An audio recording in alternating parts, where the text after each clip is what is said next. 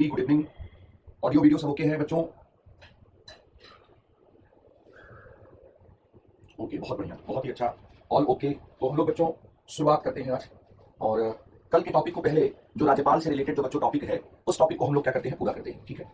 राज्यपाल के बारे में मैंने आपसे कहा था कल कि बीपीएससी का जो एग्जाम है उसमें राज्यपाल की भूमिका और राज्यपाल की शक्तियों पर बहुत क्वेश्चंस क्या पूछे गए हैं। राज्यपाल की जो भूमिका है और राज्यपाल की जो शक्तियां हैं, उन शक्तियों पर क्वेश्चन पूछे गए हैं। तो राज्यपाल की जो भूमिका है, राज्यपाल की जो शक्तियां हैं, इन शक्तियों पर जो बच्चों क्वेश्चन पूछे गए हैं, उन क्वेश्चंस को में शक्तियों वाले क्वेश्चन बात कर रहे हैं। तो राज्यपाल की विधायी शक्तियां कल मैंने आपको बता दी, राज्यपाल की विवेकाधीन शक्तियां जो हैं वो मैंने बता दी, और राज्यपाल की जो विधायी जो कार्यपालिका शक्तियां, नहीं कार्यपालिका शक्तियां और विधायी शक्तियां बताई।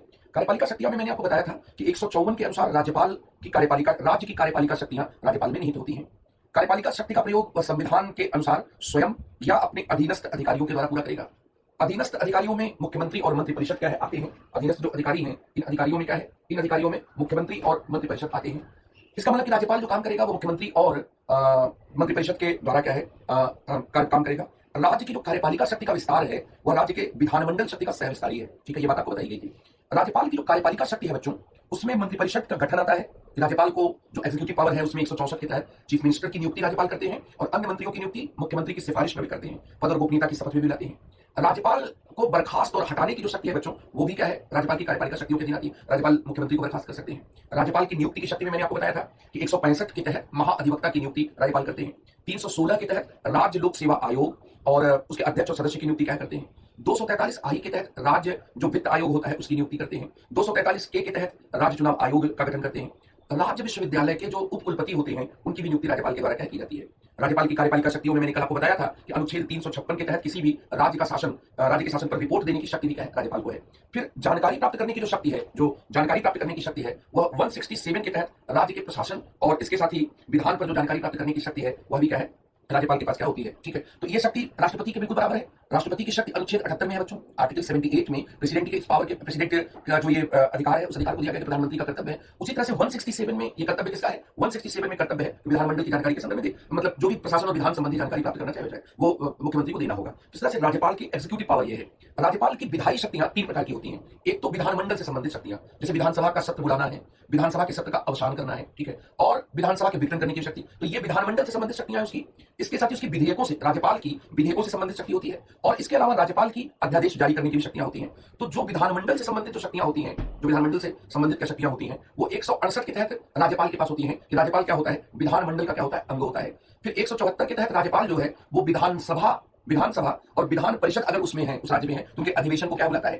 फिर इसी तरह से 174 के तहत वो क्या करता है, सत्रावसान करता है। 174 के तहत वह राज्यसभा का विघटन भी कर सकता है, विधानसभा का विघटन भी कर सकता है। 175 के तहत वो किसी भी सदन में या अकेले या दोनों सदनों को साथ मिलाकर समवेत उनको अभिभाषण कर सकता है, संदेश भेज सकता है। 176 के तहत आम चुनाव होने के बाद जब विधानसभा का सत्र पहली बार आयोजित होता है तो राज्यसभा वहां पर विशेष अभिभाषण करता है। ये जो विशेष अभिभाषण होता है ये या तो जनरल इलेक्शन के बाद होता है या जब भी नया साल आता है तो नए वर्ष के पहले अधिवेशन में 176 के तहत राज्यपाल को विशेष अभिभाषण करने की शक्ति है। और आप जानते होंगे कि भारत के 6 राज्यों में विधान परिषद भी है, उसमें बिहार भी एक है। बिहार, उत्तर प्रदेश, महाराष्ट्र, कर्नाटक इन राज्यों में विधान परिषद भी है। तो इसके साथ ही आंध्र प्रदेश और तेलंगाना भी इसमें है। हालांकि आंध्र प्रदेश विधान परिषद को समाप्त करने का प्रस्ताव क्या है, भेज चुका है। तो ये जो शक्तियां हैं, ये शक्तियां दरअसल क्या है, ये राज्यपाल की विधायी, मतलब विधानमंडल से, या हम ये कह सकते हैं कि विधायी शक्तियां हैं। फिर राज्यपाल को अनुच्छेद 213 के तहत बच्चों अध्यादेश जारी करने की भी शक्ति है। और 213 के तहत जो अध्यादेश जारी करने की शक्ति है, उस शक्तियों के मामले में बच्चों यहाँ पर कि कुछ बातें क्या है ध्यान में रखने की है। राज्यपाल की अध्यादेश की जारी करने की शक्ति कैसे है, तो यहाँ पर बच्चों कि जब आप राज्यपाल के बारे में, जब भी आप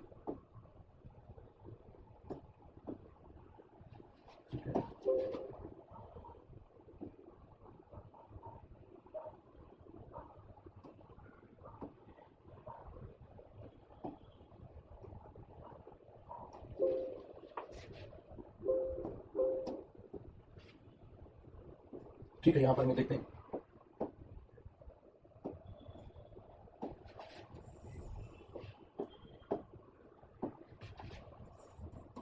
राज्यपाल जो है,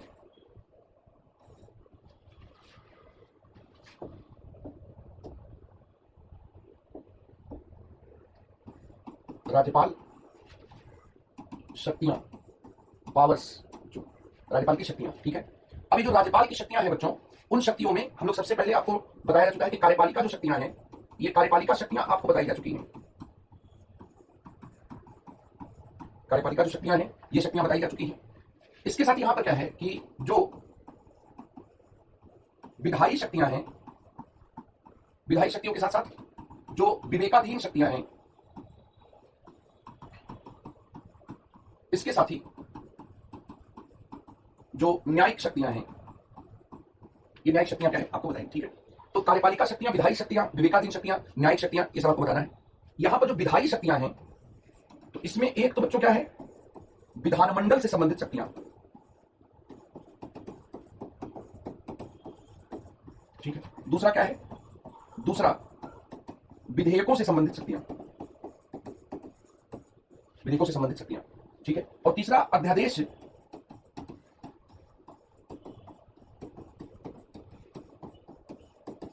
जारी करने की शक्तियां, ऑर्डिनेंस को क्या है, जारी करने की जो शक्तियां हैं, इन शक्तियों के बारे में आप देखें। यहां पर विधानमंडल से संबंधित जो शक्तियां हैं, वो विधानमंडल से संबंधित शक्तियां कल मैंने आपको बताया था, वो सारे आर्टिकल के साथ अगर बीपीएससी में अच्छे नंबर लाने हैं तो आर्टिकल्स लिखने पड़ेंगे, और कहीं पर भी कॉन्स्टिट्यूशन का आंसर लिखेंगे तो यहां पर आर्टिकल को क्या है आपको लिखना पड़ेगा। तो यहां पर मैंने आपको बताया कि भाई 168 को बता देना है कि राज्यपाल विधानमंडल का अंग होता है, 174 को बताइए, 175 को बता दीजिए, 176 को बताइए, ठीक है। ये क्या है आपने बता दिया, ठीक है। फिर उसके बाद आप आइए विधेयकों से संबंधित जो शक्ति है, तो विधेयकों से संबंधित शक्ति राज्यपाल की अनुच्छेद 200 में है, और अनुच्छेद 200 में जो शक्ति है बच्चों क्या है कि राज्यपाल राज्य विधानमंडलों के विधेयकों को अनुमति देता है, या क्या है अनुमति देता है, इस प्रकार की शक्ति है। अनुमति क्या है, रोक लेता है, अनुमति क्या है, रोक लेता है, अनुमति देता है, इसके साथ ही क्या है, अनुमति रोक लेता है। अनुमति देने और अनुमति रोक लेने के साथ साथ क्या है, वो पुनर्विचार के लिए भेज सकता है, वो पुनर्विचार के लिए क्या है भेज सकता है। और चौथा ऑप्शन यहां पर यह है कि वो राष्ट्रपति के विचार के लिए आरक्षित कर सकता है, राष्ट्रपति के विचार के लिए आरक्षित क्या कर सकता है, ठीक है। ये चार ऑप्शन, ये विधेयकों से संबंधित शक्तियां। कोई भी विधेयक राज्यपाल की अनुमति के बिना, राज्यपाल के एसेंट के बिना अधिनियम नहीं बन सकता, ये आप जानते होंगे। अध्यादेश जारी करने की जो शक्तियां हैं, अब इसको देख लेते हैं। ये तीसरा जो इसका पावर है, तो नेक्स्ट पेज पर चलते हैं यहां पर कि जो राज्यपाल अध्यादेश जारी करने की शक्तियां, राज्यपाल के पास जो अध्यादेश जारी करने की शक्ति है वह शक्ति राष्ट्रपति को भी है। राष्ट्रपति को अध्यादेश जारी करने की शक्ति 123 में है, राज्यपाल को अध्यादेश जारी करने की शक्ति क्या है 213 में। तो यहां पर क्या है कि पहला तो आप लिखेंगे कि जिस प्रकार अनुच्छेद 123 में राज्यपाल के पास अध्यादेश नहीं, राष्ट्रपति के पास अध्यादेश जारी करने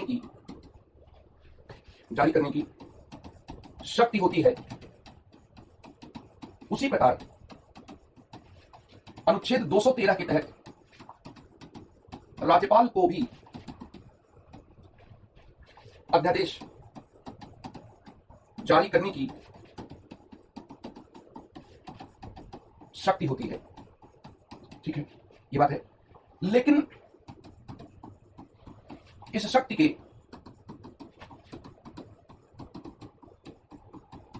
प्रयोग की दो शर्तें हैं।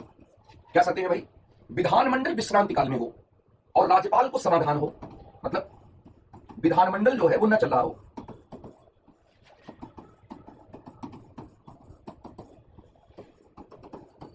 ठीक है। दूसरा, राज्यपाल को समाधान हो कि तत्काल कार्रवाई किए जाने की आवश्यकता है। राज्यपाल की संतुष्टि भी यहां पर क्या है, जरूरी है। राष्ट्रपति के अध्यादेश जारी करने की शक्ति के संदर्भ में बच्चों आपने पढ़ा होगा कि अध्यादेश के स्थान पर जैसे ही संसद का सत्र आयोजित होता है तो 6 सप्ताह के भीतर उसके जगह पर कानून बनाना जरूरी होता है, नहीं तो अध्यादेश क्या हो जाता है, लैप्स हो जाता है, ठीक है। तो यहां पर भी ये बात है कि अध्यादेश जो है वह क्या है, लैप्स हो जाएगा। 6 सप्ताह के भीतर क्या है, कानून बनाना क्या होता है, जरूरी होता है।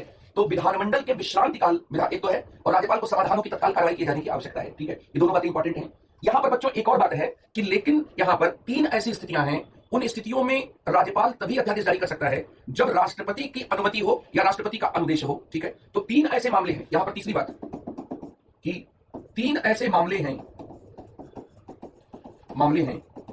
जिनमें राष्ट्रपति अध्यादेश तभी जारी कर सकता है जब ये शर्तें पूरी हों। कौन से 3 ऐसे मामले हैं? पहला, जिस पर राष्ट्रपति की मंजूरी की आवश्यकता है वहां पर राष्ट्रपति का पहले आदेश लेना पड़ेगा। मतलब आप ऐसे सोचिए कि अगर कोई ऐसा विधेयक पास किया जाता जिस पर राज्यपाल क्या करते उसको राष्ट्रपति के विचार के लिए भेज देते, तो अध्यादेश भी अगर उस विषय पर आएगा तो उस विषय पर राष्ट्रपति की पूर्व मंजूरी की आवश्यकता होगी। मतलब यहां पर कि कुछ मामलों में राष्ट्रपति की मंजूरी की क्या होगी, आवश्यकता होगी। और ये मामले कौन से होंगे? वो मामले वो होंगे अगर हम सेम सिचुएशन इमेजिन करें कि अगर विधेयक कोई आता और राज्यपाल क्या करते तो उस विधेयक को राष्ट्रपति के विचार के लिए आरक्षित कर देते अनुच्छेद 200 के तहत, तो अगर कोई वैसा अध्यादेश आएगा तो वहां पर राष्ट्रपति की पूर्व मंजूरी की क्या है, यहां पर क्या आवश्यकता होगी। फिर इसके साथ ही बच्चों कुछ ऐसी चीजें भी हो सकती हैं जहां पर अपने विवेक के अनुसार राज्यपाल रख देते। एक तो है कि कुछ मामले में संविधान ही कहता है, जैसे मैं आपको उदाहरण बताऊं कि जैसे राष्ट्रपति के लिए है कि अगर कोई राज्यपाल के लिए है कि अगर हाई कोर्ट के, अगर उच्च न्यायालय के क्षेत्राधिकार को प्रभावित करने वाला कोई भी अध्यादेश आता है तो राज्यपाल के लिए जरूरी है कि उस कोई भी विधेयक आता है तो राज्यपाल उसको राष्ट्रपति के विचार के लिए रखेंगे। इसको आप ऐसे बिहार के संदर्भ में समझिए कि अगर बिहार के राज्यपाल के पास कोई ऐसा अध्यादेश आता है जो अध्यादेश पटना उच्च न्यायालय के क्षेत्राधिकार को कम करने से संबंधित है तो उसमें जरूरी है कि उस अध्यादेश को राष्ट्रपति के विचार के लिए भेजा जाए, राष्ट्रपति की पूर्व मंजूरी लिया जाए। इसका मतलब क्या है कि अगर यह अध्यादेश नहीं होता, अगर ये विधेयक होता और ये विधेयक विधानसभा से पारित हो जाता, बिहार विधानसभा और बिहार विधान परिषद दोनों से पारित हो जाता, जिसमें पटना उच्च न्यायालय के क्षेत्राधिकार को कम करने की बात कही गई है, तो राज्यपाल के लिए जरूरी है कि इस विधेयक को राष्ट्रपति के पास भेजें। ठीक है, तो अगर उसी के जगह पर कोई अध्यादेश आएगा तो राज्यपाल के लिए जरूरी है। तो ये तो संवैधानिक अनिवार्यता है, अपने विवेक से भी जो उनको लगे। यहां पर राज्यपाल अपने विवेक से भी जिन अध्यादेशों पर राष्ट्रपति की मंजूरी आवश्यक समझते हैं, जिन अध्यादेशों पर राष्ट्रपति की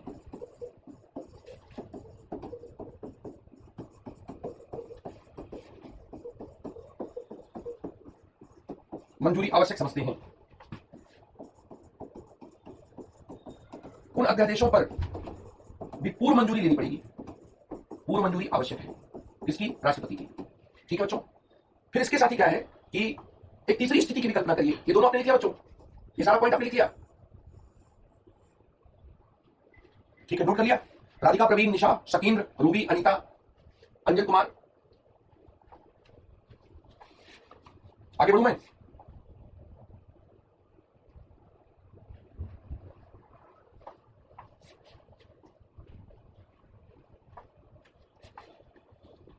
okay, very good. Praveen, Ruby, Umran, Siddiqui, Abhishek, Poonam. ठीक है, ये दो स्थितियां आपको समझ में आ गई। अब तीसरी स्थिति के बारे में बात करते हैं। जो तीसरी स्थिति है क्या है? तीसरी स्थिति ये कहती है कि यदि कोई अध्यादेश वैसे प्रावधान को शामिल करता जो अधिनियम में शामिल होने पर राज्यपाल राष्ट्रपति के विचार के लिए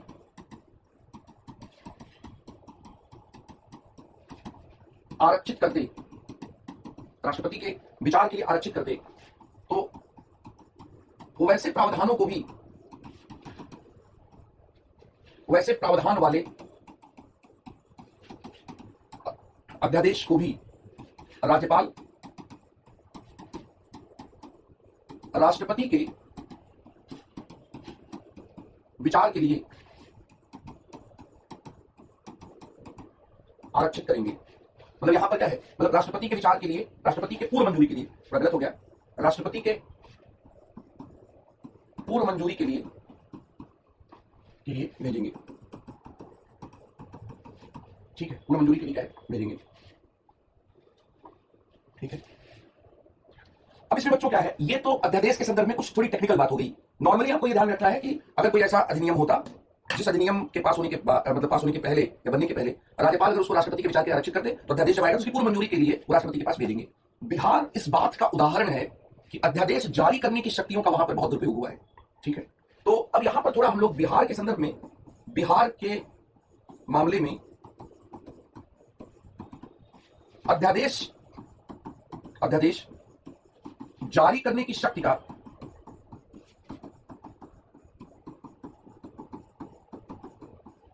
जो दुरुपयोग है उस दुरुपयोग को यहां पर हम लोग देख सकते हैं। बिहार के मामले में अध्यादेश जारी करने की शक्ति का जो दुरुपयोग है उस दुरुपयोग को हम लोग यहां पर क्या है, देख सकते हैं। एक बच्चों क्या हुआ था, एक बिहार से ही संबंधित मामला था डीसी बाघवा केस। ठीक है, और बिहार से ही संबंधित एक मामला है कृष्ण कुमार सिंह केस। कृष्ण कुमार सिंह केस, ठीक है।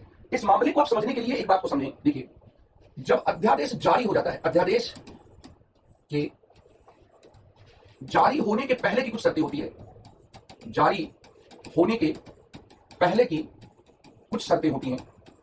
ये जो शर्तें होती हैं, जैसे एक है कि विधानमंडल न चल रहा हो, विश्रांति काल में हो। जो विधानमंडल है या किसमें हो, विश्रांति काल में हो, ठीक है, एक तो ये है। और दूसरी बात यहां पर यह है कि राज्यपाल को समाधान हो कि तत्काल कार्रवाई की जाने की जरूरत है। राज्यपाल का समाधान, ये जारी होने के पहले की शर्तें हैं, ठीक है। अध्यादेश जारी होने के बाद की शर्तें क्या है?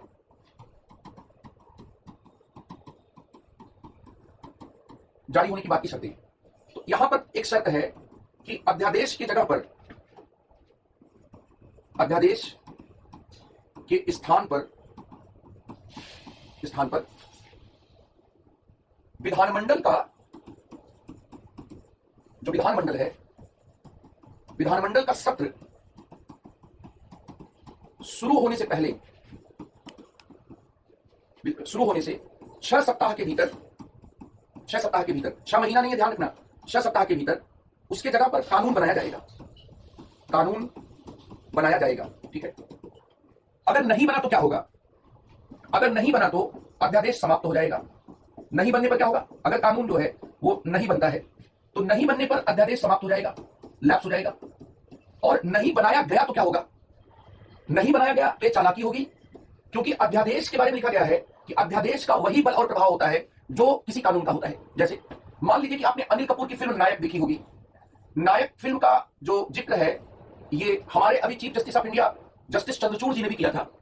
तो अगर मान लीजिए कोई एक दिन में मुख्यमंत्री, एक दिन के लिए सीएम बनता है, एक दिन के लिए सीएम मान लीजिए मैं बन गया और मैंने अध्यादेश जारी कर दिया, ऑर्डिनेंस का जारी कर दिया कि मेरे सभी विद्या एजुकेशन के बच्चों को बीपीएससी के तहत क्या है, जॉब दे दिया जाए। हालांकि गलत होगा, लेकिन मैं यहां पर उदाहरण ले रहा हूं।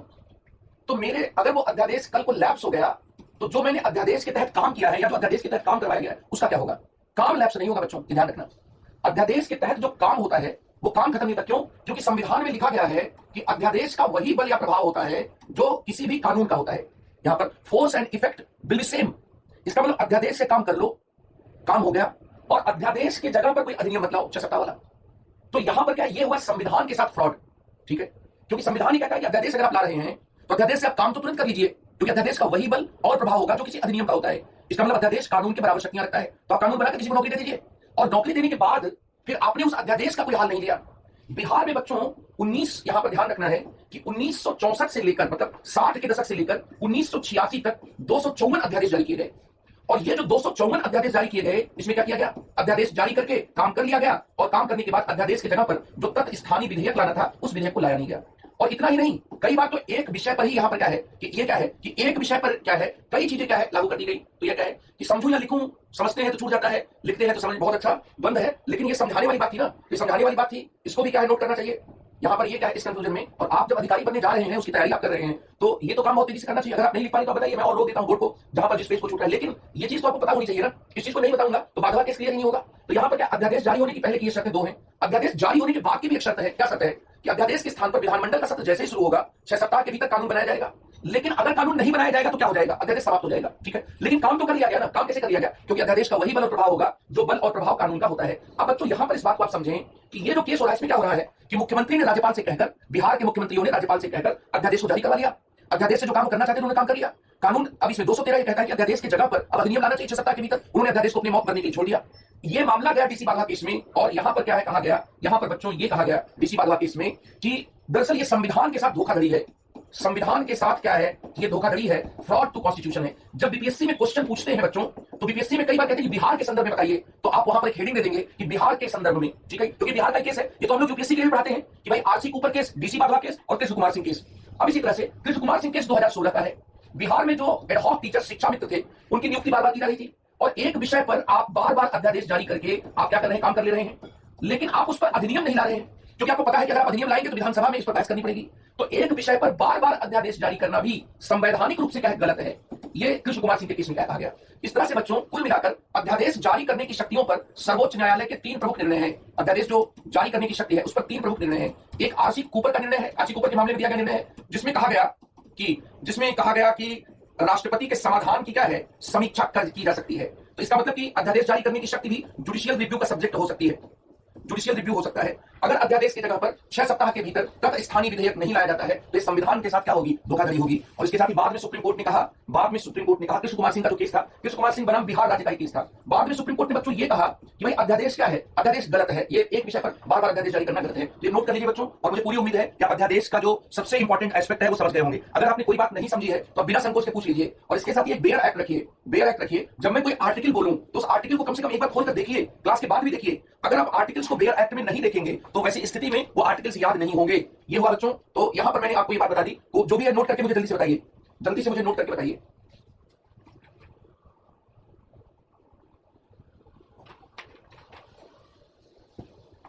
आरसी को परवाद में क्या है, देखो यहां पर राष्ट्रपति के समाधान की 123 को लेकर था, राष्ट्रपति के समाधान की न्यायिक समीक्षा हो सकती है।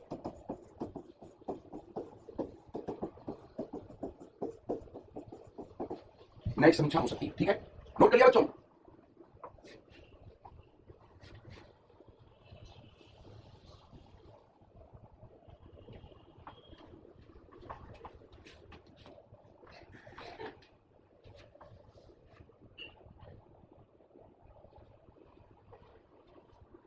नियम और अधिनियम में क्या अंतर है? नियम में बाध्यता होना जरूरी नहीं है, नियम कोई भी बना सकता है। जैसे यहां पर सवाल पूछा गया, नियम रूल, ठीक है, अधिनियम, अधिनियम एक्ट, ठीक है, ये हुआ। नियम जो होता है बाध्यकारी नहीं होता, ठीक है, अधिनियम जो होता है वो बाध्यकारी होता है। अधिनियम कौन बनाता है? सरकार बनाती है, सरकार बनाती है, जैसे संसद बनाती है और विधानसभा बनाती है या विधान मंडल बनाती है अधिनियम। नियम कौन बनाता है? नियम कोई भी बना सकता है, कोई संस्था भी नियम बना सकती है। जैसे संस्थाएं भी क्या है, नियम कह बनाती हैं। जो संस्थाएं हैं ये संस्थाएं भी क्या है, नियम कह बनाती हैं। कोई भी नियम बना सकता है। संस्थाएं भी, समाज में भी नियम होते हैं, नैतिक भी नियम होते हैं, कानूनी नियम भी होते हैं। कानूनी नियम जैसे मान लीजिए कि आरटीई एक्ट है, RTE act, right to education act, तो ये क्या है, शिक्षा के अधिकार संबंधी अधिनियम है। तो इस अधिनियम को लागू करने के लिए फिर नियम और विनियम बनाए जाएंगे। मतलब अधिनियम तो बहुत सामान्य चीजों को बताएगा, नियम और विनियम क्या है, पर्टिकुलर किसी सिचुएशन को क्या बताएंगे, ठीक है, ये तो ये ध्यान में रखना है, ठीक है बच्चों। अभी तक जो मैंने बात बताई क्लियर है? आगे बढ़ूं। अब इसके साथ ही बच्चों ये मैंने आपको बताया कि भाई क्या है राज्यपाल के कॉन्टेक्स्ट में क्या है, क्या चीजें हैं, इस बात को मैंने आपको बताया। फिर इसके साथ ही बच्चों अब मैं आता हूं राज्यपाल की विवेकाधीन शक्तियां।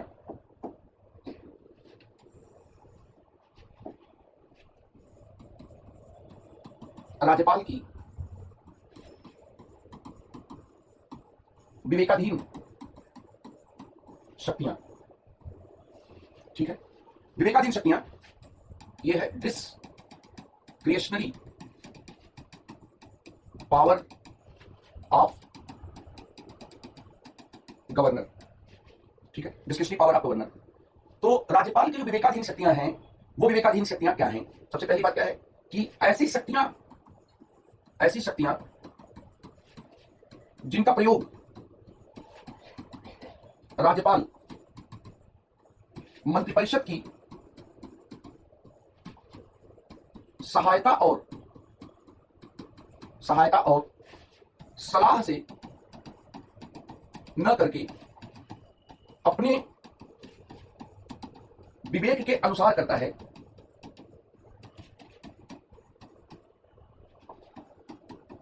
वैसी शक्तियों को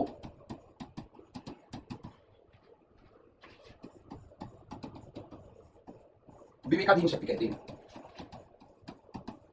ठीक है। अब इसके साथ ही क्या है, इसका प्रावधान अनुच्छेद 163 में है। अनुच्छेद 163 में है। इसमें कहा गया है कि राज्यपाल अपने राज्यपाल विवेकानुसार कार्यों को छोड़कर मंत्रिपरिषद की सहायता और सलाह से कार्य करेंगे। तो यहां पर हम लोग ये कहेंगे कि इसमें कहा गया है कि राज्यपाल अपने विवेकानुसार कार्यों को छोड़कर मंत्रिपरिषद की सहायता और सलाह से कार्य करेंगे, मंत्रिपरिषद की सहायता और सलाह से कार्य करेंगे, ठीक है। अब इसके साथ ही क्या है कि ऐसे कौन से विषय हैं जिसमें राज्यों के राज्यपाल अपने विवेक के अनुसार काम करते हैं। ठीक है, यहां पर उन विषयों को हम लोग क्या है दो तरह से बांट सकते हैं। कुछ चीजें ऐसी हैं जो संविधान के द्वारा क्या है, संविधान में स्पष्ट स्पष्ट तौर पर कही गई हैं, उल्लेख हैं, और कुछ चीजें ऐसी हैं जो संविधान में स्पष्ट तौर पर कही नहीं गई हैं बल्कि संविधान के द्वारा क्या है वो निकलती हैं। ठीक है, तो इस तरह से कुछ अभिव्यक्त विवेकाधीन शक्तियां हैं, उल्लिखित हैं और कुछ अंतर्निहित हैं। यहां पर क्या क्या है इस बात को क्या है समझना है। आगे बढ़ो बच्चों। ठीक है, राज्यपाल की ठीक है संविधान में अंतर्निहित विवेकाधीन शक्तियां निम्नलिखित हैं। अंतर्निहित विवेकाधीन शक्तियां निम्नलिखित हैं। कौन कौन सी शक्तियां गई यहां पर? जो शक्तियां हैं सबसे पहले कि मुख्यमंत्री चुनना, यहां पर मुख्यमंत्री की नियुक्ति, मुख्यमंत्री की नियुक्ति में वो मंत्रिपरिषद की सहायता और सलाह से काम कर ही नहीं सकते क्योंकि मंत्रिपरिषद इसके बाद क्या बनेगी। अच्छा, जब जब बहुमत होता है तो वहां पर राज्यपाल को एक परिपाटी नियम के अनुसार चलना पड़ता है। बहुमत प्राप्त राजनीतिक दल अथवा गठबंधन को सरकार बनाने के लिए आमंत्रित करना पड़ता है।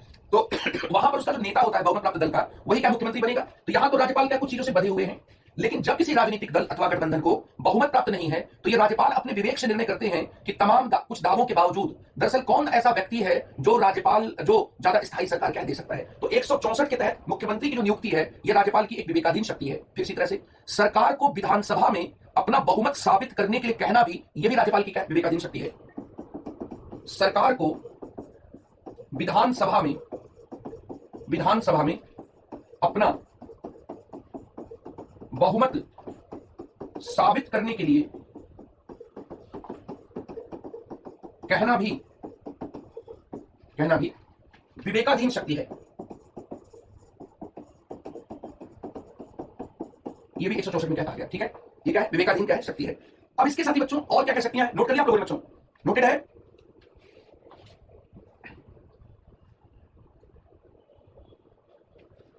आगे बढ़ूं मैं, should I turn next page?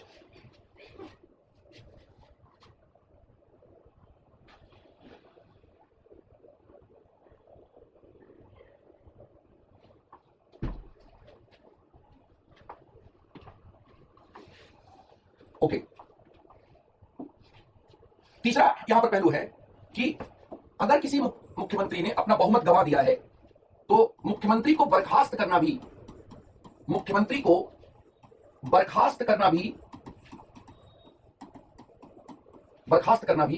यह भी राज्यपाल की विवेकाधीन शक्ति है। यहां पर वो मुख्यमंत्री से सलाह नहीं लेगा अगर मुख्यमंत्री ने बहुमत गंवा दिया है। फिर इसी तरह से चौथा 174 के तहत विधानसभा का विघटन करना भी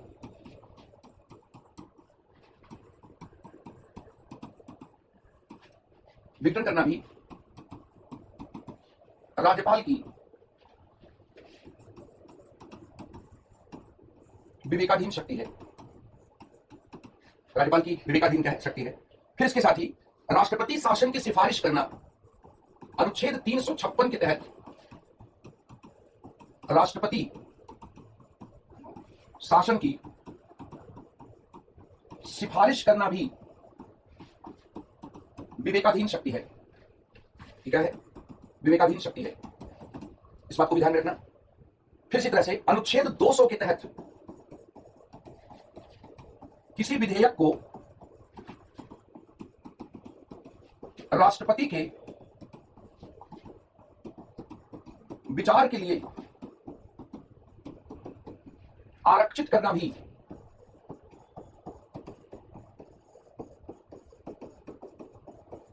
विवेकाधीन शक्ति है। ठीक है, फिर इसके साथ ही अनुच्छेद 200 के तहत किसी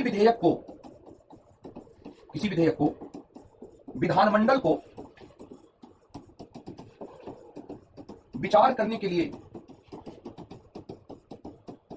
लौटाना भी पुनर्विचार के लिए लौटाना भी क्या है विवेकाधीन शक्ति है। विवेकाधीन शक्ति है। फिर इसके साथ ही किसी मंत्री पर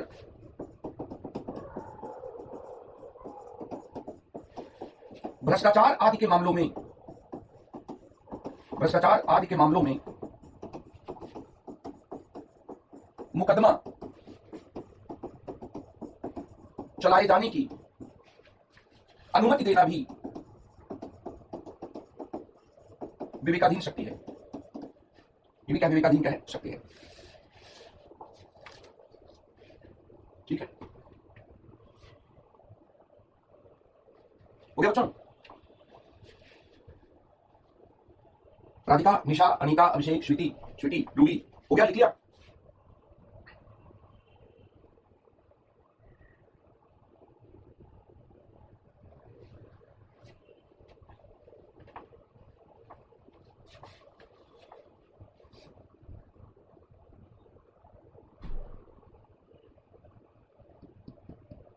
ठीक है, वेरी गुड, बहुत बढ़िया। ये बच्चों ध्यान देना कि ये मैंने जो बताया ना, ये क्या है? ये राज्यपाल की संविधान में अंतर्निहित, ये क्या है? अंतर्निहित है, इंप्लिसिट है, छिपी हुई है। ये क्या है? अंतर्निहित है। ठीक है, अब मैं बताने जा रहा हूं कि भारतीय संविधान में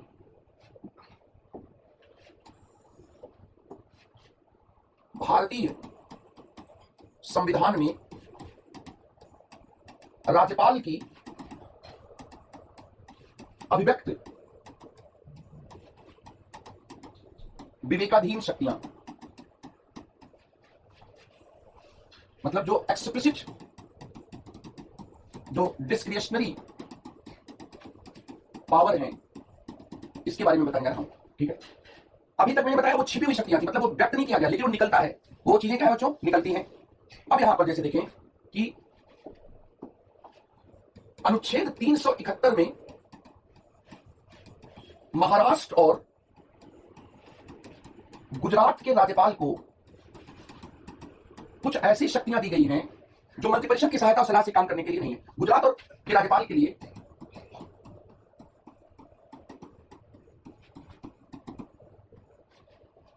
विशेष उपबंध। ठीक है, फिर इसके साथ ही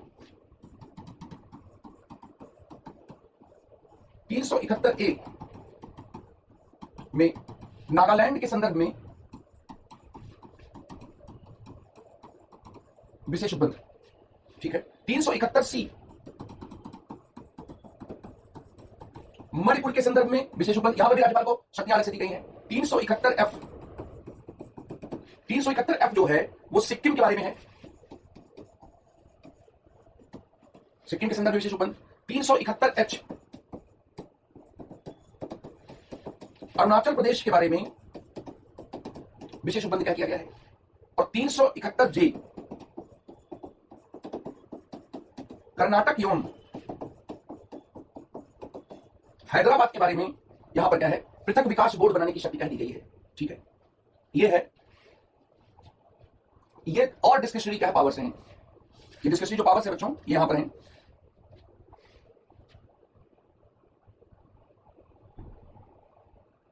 ठीक है, और यहां पर फिर इसके बाद क्या है? लास्ट में आप लिखेंगे कि केंद्र राज्य संबंधों पर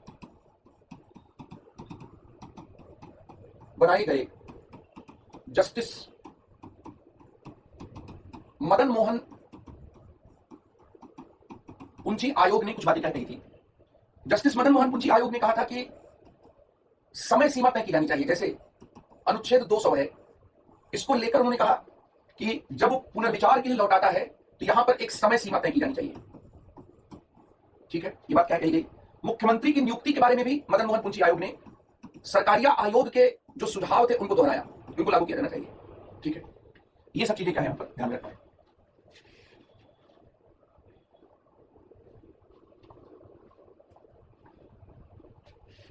ठीक है, और ओके बच्चों, आगे बढ़ूं मैं।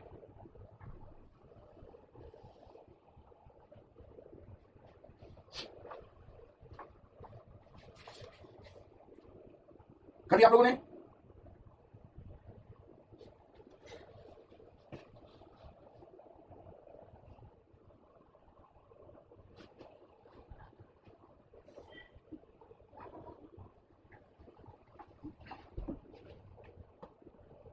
ठीक है, और इसमें लास्ट जो बात आपको लिखनी है वो लिखनी है कि राज्यपाल की विवेकाधीन शक्तियों के प्रयोग पर सर्वोच्च न्यायालय ने एक महत्वपूर्ण निर्णय अरुणाचल प्रदेश वाद 2016 या नाबाम रेबिया बावांग फेलिक्स वाद बनाम डिप्टी स्पीकर में दिया। अनुच्छेद 174 के तहत राज्यपाल की विधानसभा का सत्र बुलाने की जो शक्ति है, वह शक्ति क्या है? विधानसभा का सत्र बुलाने की शक्ति उसकी विवेकाधीन शक्ति नहीं है। इस शक्ति का प्रयोग मुख्यमंत्री और मंत्रिपरिषद की सहायता और सलाह से किया जाना चाहिए, ये कहा गया। ठीक है, इसमें ये बात क्या है कही गई। फिर इसके साथ ही बच्चों यहां पर ये तो विवेकाधीन शक्ति हुई। अब इसमें लास्ट जो पॉइंट है बच्चों वो है राज्यपाल की न्यायिक शक्तियां। राज्यपाल की जो न्यायिक शक्तियां हैं वो आपको जानना है। राज्यपाल की जो न्यायिक शक्तियां हैं, इसका संवैधानिक प्रावधान क्या है? संवैधानिक प्रावधान जो है वह 161 में है। ठीक है, इसमें कौन कौन सी शक्तियां हैं? तो इसमें राज्यपाल को क्षमादान की शक्तियां हैं। क्षमादान के साथ ही इसमें कम्यूटेशन, इसके साथ ही क्षमादान के अलावा और भी इसमें क्या शक्तियां हैं, जैसे प्रविलंबन की शक्ति है। तो ये जो शक्तियां हैं, क्षमादान आदि की जो शक्तियां हैं,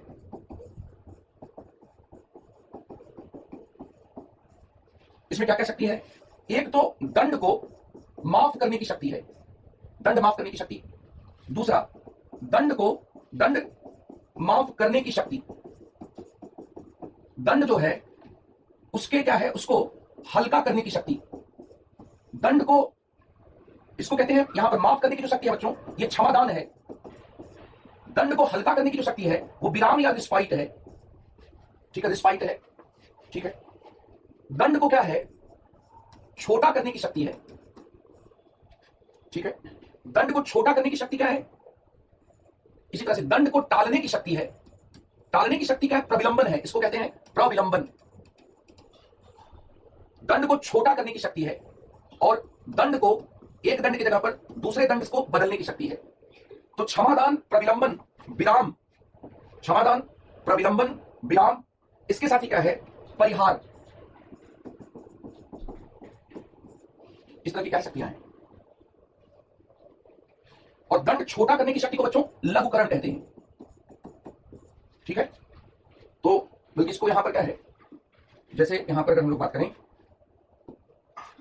दंड को माफ करने की शक्ति। ठीक है, ये 161 में राज्यपाल के पास ये शक्तियां हैं। इसमें क्या है, वो मृत्युदंड को माफ नहीं कर सकता, मृत्युदंड को नहीं कर सकता। इसको कहते हैं क्षमादान, पार्डन। ठीक है, पहली शक्ति तो ये है 161 में। दूसरी शक्ति क्या है, दंड को टाल सकता है अगर मर्सी पिटीशन पड़ी हुई है। जैसे मान लीजिए कि अगर राज्यपाल के पास राष्ट्रपति के सामने 72 और 161 के समय अगर कोई दया याचिका, सजा प्राप्त व्यक्ति के द्वारा दया याचिका या मर्सी पिटीशन हुई है, तो उस समय के लिए दंड टाल सकता है। इसको कहते हैं प्रविलंबन। ठीक है, तीसरा क्या है, वह दंड को क्या कर सकता है, हल्का कर सकता है। हल्का यहां पर क्या है, राहत है। ठीक है, दंड की अवधि को छोटा कर सकता है। दंड की अवधि को प्रकृति को बदले बिना छोटा कर सकता है। इसको कहते हैं लघुकरण। ठीक है, यहां पर इसके साथ ही दंड को बदल सकता है, इसको कहते हैं परिहार। इसको क्या कहते हैं, परिहार। इसको राहत नहीं बल्कि कहते हैं विराम कहते हैं। ठीक है, ये 5 प्रकार की शक्तियां होती हैं। तो ये पांचों प्रकार की जो शक्तियां हैं ये हैं, लेकिन राष्ट्रपति को ही मृत्युदंड को माफ करने की शक्ति है पूरी तरह से। राज्यपाल जैसे आजीवन कारावास उसको पूरी तरह से माफ कर सकता है। ठीक है, तो यहां पर ये पांचों कॉन्सेप्ट आपका क्लियर होना चाहिए, क्षमादान, प्रविलंबन, विराम, लघुकरण और परिहार। ठीक है, अब यहां पर अगर इसको हम लोग कंप्लीट करें, ये नोट कर लिया बच्चों आप लोगों ने, ये नोट किया आपने, नोटेड है बच्चों, नोटेड है।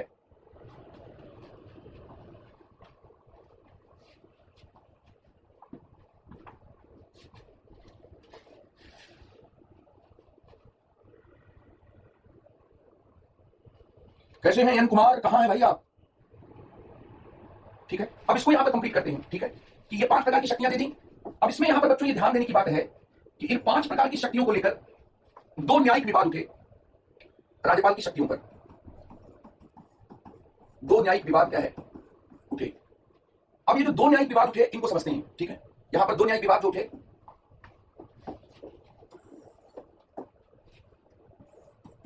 राज्यपाल की न्यायिक शक्ति पर सर्वोच्च न्यायालय, सर्वोच्च न्यायालय यहां पर बच्चों लोग 2 चीजें कर सकते हैं। एक क्या है, पेरारी वलन जो वाद है ये 2022 का वाद है। ठीक है, और इसके साथ ही इपरू सुधाकर वाद ये 2006 का वाद है।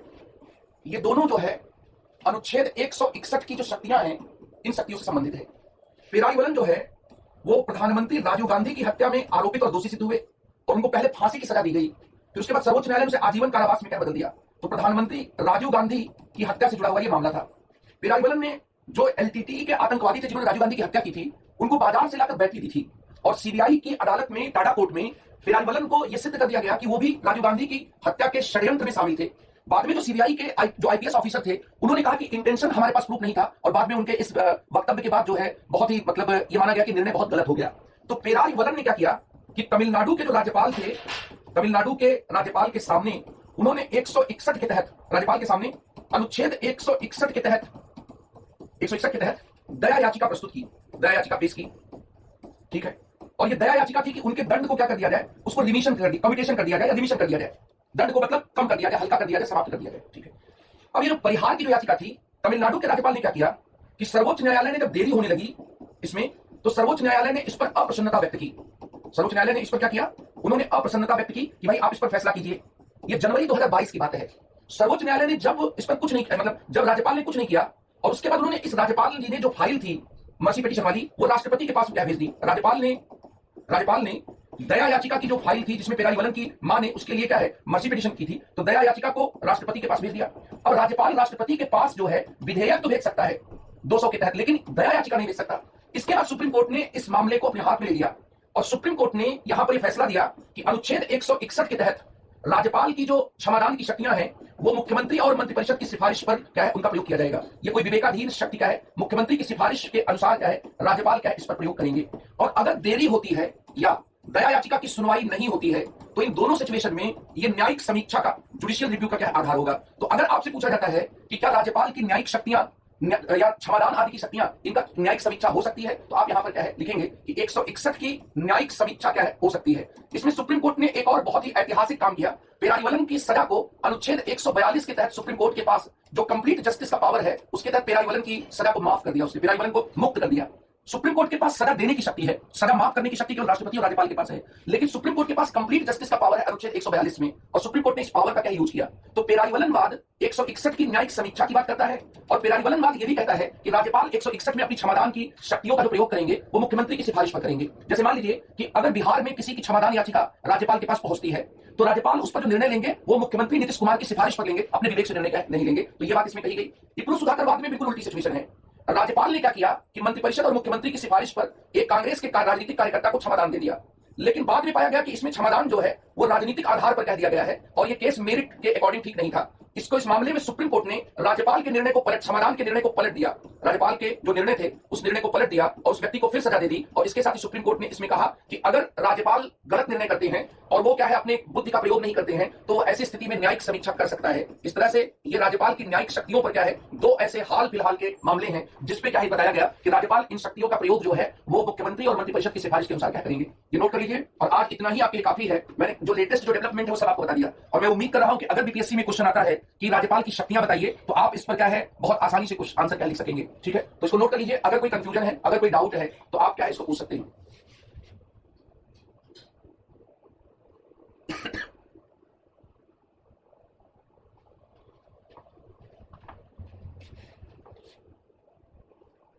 ठीक है बच्चों।